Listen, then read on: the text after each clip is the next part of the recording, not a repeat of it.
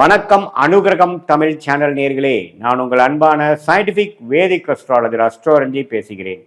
நல்லது நினைப்போம், நல்லதே நடக்கும். இந்த வீடியோவில் நம்ம என்ன பார்க்க போறோம்னா, தனுசு ராசிக்காரர்களுக்கு வருகிற ஜூலை 2026 மாதம் எந்த பலாபலன்கள் எப்படிப்பட்ட ஒரு மாதமாக இருக்க போகுதுங்கிறது சயின்டிபிக் வேதிக் அஸ்ட்ராலஜி முறையில், ஒளி தத்துவ முறையில் எந்தவித மூட நம்பிக்கையிலையும் போகாமல், பரிகாரங்கள் அது மாதிரி விஷயத்தில் போய் மிகைப்படுத்தாமல், ஒரு கிரகமும் ஒரு மாதிரி சஞ்சரிக்கும் பொழுது அந்த ராசிக்கு அப்படி இருக்கும் பொழுது எது மாதிரி ஒரு தாக்கத்தை, கர்ம வினையை, சாதகமான சாதகமற்ற வாழ்க்கை சம்பவங்களை கொடுக்க போகுதுங்கிறத துல்லியமாக நாம பார்க்க போறோம். தனுசு ராசிக்கு ஜூலை 2026 எப்படி இருக்குன்னு பார்க்கும்பொழுது, ராசி அதிபதியாகிய குருவே வந்து 8ஆம் இடத்துல இருந்தாலும் உச்சம் பெற்றிருக்கிறார். சனி 4ஆம் இடத்துல இருக்கிறார், ராகு 3ல இருக்கார், கேது 9ஆம் இடத்துல இருக்கிறார். இந்த ஆண்டு கிரகத்தின் சஞ்சாரம் தப்பில்லை. சனியின் பார்வை ராசிக்கு இருக்கு, ஆனா குருவின் பார்வை ராசியிலிருந்து விலகிருச்சு. அப்படிங்கிறப்ப என்ன ஆகும்னா, தனுசு ராசிக்காரர்கள் ஃபீல் த ஹீட். ஹீட்னு என்ன? சில விஷயங்கள் அசௌகரியமாக இருக்கும். அது வேலை விஷயமா இருக்கலாம், குடும்ப விஷயமா இருக்கலாம், பண விஷயமா இருக்கலாம், ஹெல்த் விஷயமாக இருக்கலாம். பட் நீங்க ஏதோ ஒரு நோக்கி போறீங்க, ஒரு விஷயத்தை நீங்க பாக்குறீங்க, எதையோ வந்து அச்சீவ் பண்றதுக்கு நம்ம மெனக்கெடுறோம் அப்படிங்கிறது. அந்த சனியின் 10ஆம் பார்வை வருது. அது 4ஆம் இடத்துல இருக்கும் பொழுது வீடு, வண்டி, வாகனம், வேலை, தொழில் விஷயமாக நமக்கு கொஞ்சம் வேலை பளு இருக்கு, அதிகமா இருக்கு, அந்த ஸ்ட்ரெஸ் போயிட்டு இருக்குங்கிறது தெரியுது. அதே மாதிரி குரு வந்து 8ல இருக்கிறதுனால 2ஆம் இடம், 4ஆம் இடம், அதே சமயத்தில் 12ஆம் இடத்தை பார்க்கறதுனால இடம் மாற வேண்டியது, ஒரு அலைச்சல், ஒரு டிராவலிங், ஒரு இடம் விட்டு இன்னொரு இடம் போறது, பல விஷயங்கள் ட்ரை பண்றது, செகண்டரி சோர்ஸ் ஆஃப் இன்கம் பார்க்கறது, அது மாதிரி விஷயங்கள்லாம் கொடுக்கக்கூடிய அமைப்பு இருக்கு. ராகு 3லும் கேது 9ல இருக்கிறதும் தப்பு இல்லை. ஃபாதர் ரிலேட்டடான விஷயத்துல சில சிக்கல்கள் வந்து அந்த ப்ராப்பர்ட்டி ரிலேட்டடாக கொஞ்சம் வரும். அதுக்கு வேணுங்கிற விஷயங்கள் நம்ம கொஞ்சம் எஃபோர்ட் போட வேண்டியது வரலாம். மாத கிரகம் எப்படி இருக்குன்னு பார்த்தீங்கன்னா, சூரியன் வந்து 8ல மறைஞ்சு குருவோட சேர்ந்து இருக்கிறது நல்லதுதான். ராஜோகாதிபதி வந்து சூரியன் 9ஆம் இடத்துல இருக்கக்கூடிய 9ஆம் வீட்டு அதிபதி 8ல போய் குருவின் பார்வை பெறுகிறார். எப்ப? மாதத்தின் செகண்ட் ஹாஃப்ல இருந்து.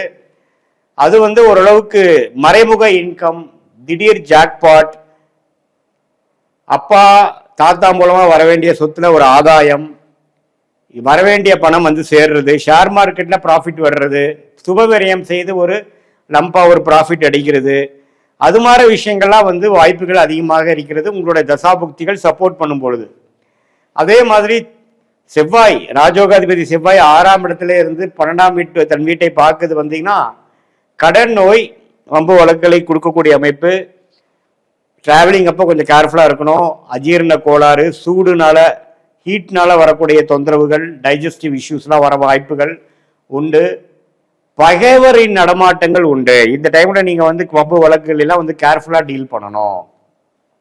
அதே சமயத்தில் உங்களுடைய சுக்கிரன் பார்த்தீங்கன்னா 9ஆம் இடத்துலயே இருக்கிறது தப்பு இல்லை.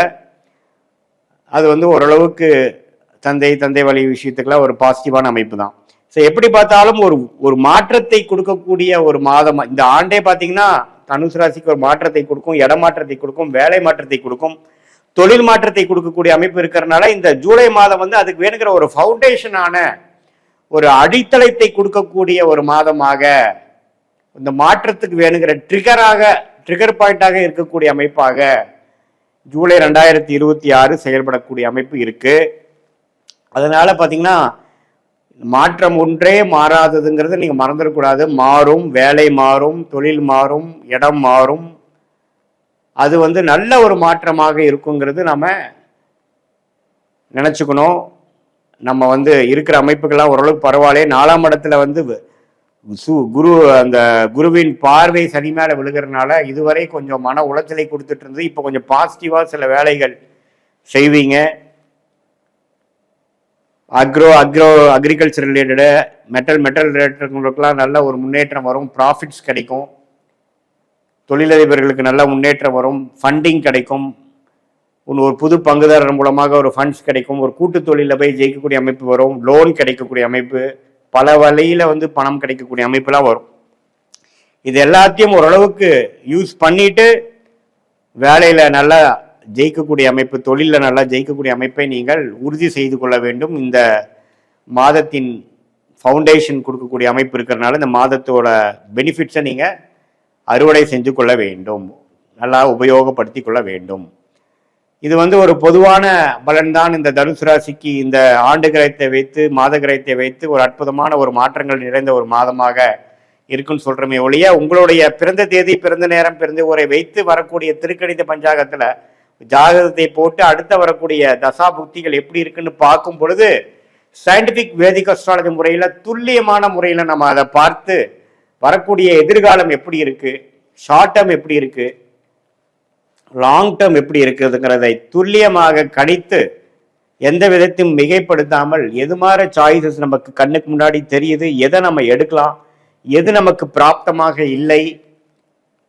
நம்மளுடைய 18 வருஷம் அனுபவத்துல கிட்டத்தட்ட ஒரு 40,000 ஜாதகம் பார்த்ததுல ஒரு லக்னத்துக்கும் என்னென்ன கிரகம் நல்ல ஒரு வலிமையாக வேலை செய்யும், எந்த கிரகம் அவ்வளவு சிறப்பா இருக்காது, உங்களுக்கு எந்த மாதிரி தசாபுக்தியில் போய் கொண்டிருக்கிறதுங்கிறதெல்லாம் துல்லியமாக கணித்து உங்களுடைய கிரகத்தின் திக்பலம் என்ன, ஸ்தான பலம் என்ன, திருக்பலம் என்ன, ஒரு கிரகமும் ஒரு பெட்டியில ஒரு ராசியில எவ்வளோ டிகிரி இடைவெளியில இருக்காரு, எந்த நட்சத்திரத்தில் இருக்கிறாரு, உங்க லக்னத்துக்கு நீங்க என்ன மாதிரி நட்சத்திரத்துல பிறந்தீங்க, நீங்க மூல நட்சத்திரமா அல்லது பூராட நட்சத்திரமா அல்லது உத்திராட நட்சத்திரமா, போயிட்டு இருக்கிற தசாபுக்திகள் உங்க லக்னத்துக்கு யோக தசைகளா, இதெல்லாம் பார்த்து தசா புக்தி அந்தரம் சூக்ஷமம், தசையை டிவைட் பண்ணா புக்தி, புக்தியை டிவைட் பண்ணா அந்தரம், அந்தரத்தை டிவைட் பண்ணா சூக்ஷமம். ஸோ தசாங்கிறது 10 வருடம் 5 வருடம்,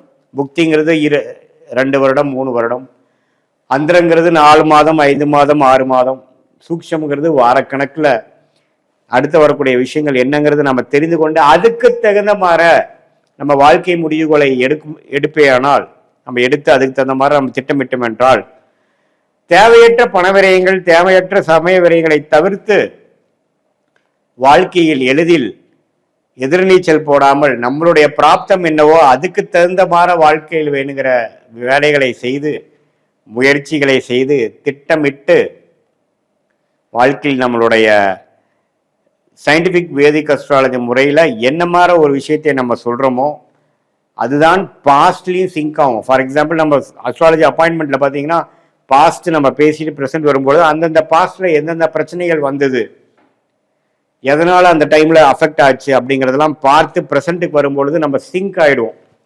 சிங்க் ஆகிட்டு இப்போ வரக்கூடிய ஃபியூச்சர் ஷார்ட் டைம் எப்படி இருக்குது, அடுத்து வரக்கூடிய லாங் டேர்ம் எப்படி இருக்குங்கிறதெல்லாம் ஒருங்கிணைத்து பார்க்கும் பொழுது நமக்கு யோகமான துறை என்ன, யோகமான தொழில் என்ன, யோகமான படிப்பு என்ன, எது மாதிரி நேரத்தில் எப்படி நடக்க போகுது, வேலையா வியாபாரமா அப்படிங்கிற எல்லா கேள்விகளும் ஒரு வயதினருக்கும் என்னென்ன மாதிரி கேள்விகள் வருமோ அந்த கேள்விகளுக்கு வேணுங்கிற சரியான விடை நம்ம ஜாதகத்தில் எப்படி காட்டுதுங்கிறதை பார்த்து அதுக்கு தகுந்த மாதிரி நம்ம வேலைகளை செய்து திட்டமிட்டு நம்ம செயல்பாடுகளை அமைத்து கொண்டே ஆனால் வாழ்க்கையில் எளிதில் வெற்றி பெற முடியும் என்று சொல்ல விரும்புகிறேன். மீண்டும் மற்றொரு காணொலியில் சந்திப்போம். நன்றி, வணக்கம்.